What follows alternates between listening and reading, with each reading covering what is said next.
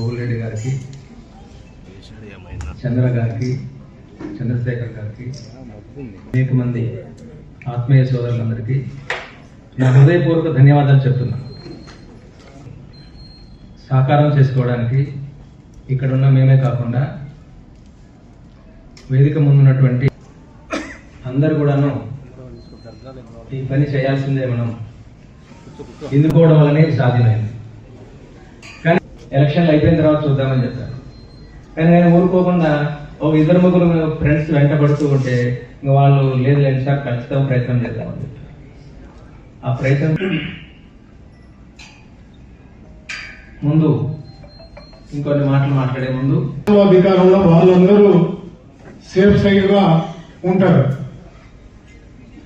మన రాయిస్తే చిన్న పిల్లలు, వృద్ధులు, మహిళలు తునాతునకలై పడుతూ ఉంటే ఆ పరిస్థితుల్లో మనం అక్కడ ఉంటే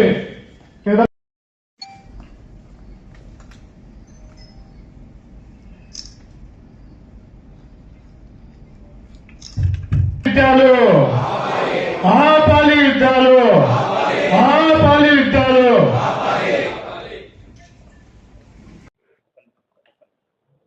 రెండు 2023 అక్టోబర్ 7న ప్రారంభించి గత 14 నెలలుగా గాజాలో, పాలస్తీనాలోని వెస్ట్ బ్యాంక్లోను, గాజాలోను ఇజ్రాయెల్ సైన్యాలు అత్యంత భయానకమైన దారుణ మారణకాండను సాగిస్తున్నాయి. ఈ 14 నెలల్లో 45,000 మంది ప్రజలను చంపేశారు. కొన్ని లక్షల భవనాలను నేలమట్టం చేశారు. ఇందులో 17,000 మంది చిన్నారి పిల్లలు కూడా మరణించారు. ఇంత దుర్మార్గం మన కళ్ల ముందర జరిగిపోతూ ఉంటే ప్రపంచం సాధారణంగా మౌనంగా ఉన్నది. లేదా ఐక్యరాజ్య సమితిలో 193 దేశాల్లో కనీసం 140 దేశాలు ఈ యుద్ధాన్ని వ్యతిరేకిస్తున్నప్పటికీ అమెరికా మద్దతుతో ఇజ్రాయెల్ తన నరమేధాన్ని కొనసాగిస్తున్నది. ఒక జాతి హననాన్ని కొనసాగిస్తున్నది. పాలస్తీనా నుంచి అరబ్బు జాతిని నిర్మూలించి లేకుండా చేసి ఆ ప్రాంతాన్నంతా తాను ఆక్రమించుకోవాలని అమెరికా బంటుగా అరేబియా దేశాల మధ్య, చమురు దేశాల మధ్య ఒక పెత్తందారుగా కొనసాగాలని ప్రయత్నం చేస్తూ ఉన్నది. ఈ నరమేధాన్ని వ్యతిరేకించడం ప్రపంచ ప్రజలందరి బాధ్యత. ఇది మానవీయమైన బాధ్యత. ఇదేదో కేవలం ముస్లింల మీద యూదులు జరుపుతున్న యుద్ధం కాదు, మత యుద్ధం కాదు. ఇది ఒక రాజకీయార్థిక యుద్ధం. రాజకీయార్థిక ప్రయోజనాల కోసం, సామ్రాజ్యవాదం కోసం, అమెరికా కోసం ఇజ్రాయెల్ జరుపుతున్న యుద్ధం ఇది.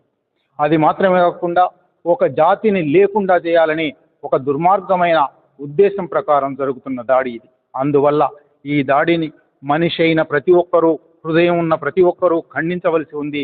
ఇది ప్రపంచవ్యాప్తంగా మనం మొన్న అమెరికాలోనే చూసాం. అనేక విశ్వవిద్యాలయాలలో విద్యార్థులు బహిరంగ ప్రదర్శనలు చేశారు. యుద్ధం ఆపేయాలని, ఇజ్రాయెల్ దుర్మార్గం ఆపేయాలని. ప్రపంచవ్యాప్తంగా అటువంటి ప్రదర్శనలు ఎన్నో జరుగుతున్నాయి. అందులో భాగంగానే కడప సిటిజన్స్ ఫోరం పాలస్తీనా సమస్య ఏమిటి అర్థం చేసుకోవడానికి, పాలస్తీనా ప్రజలకు సంఘీభావం ప్రకటించడానికి, ఇజ్రాయెల్ దుర్మార్గాన్ని వ్యతిరేకించడానికి ఒక సదస్సు ఏర్పాటు చేయడం అభినందనీయం, ప్రశంసనీయం.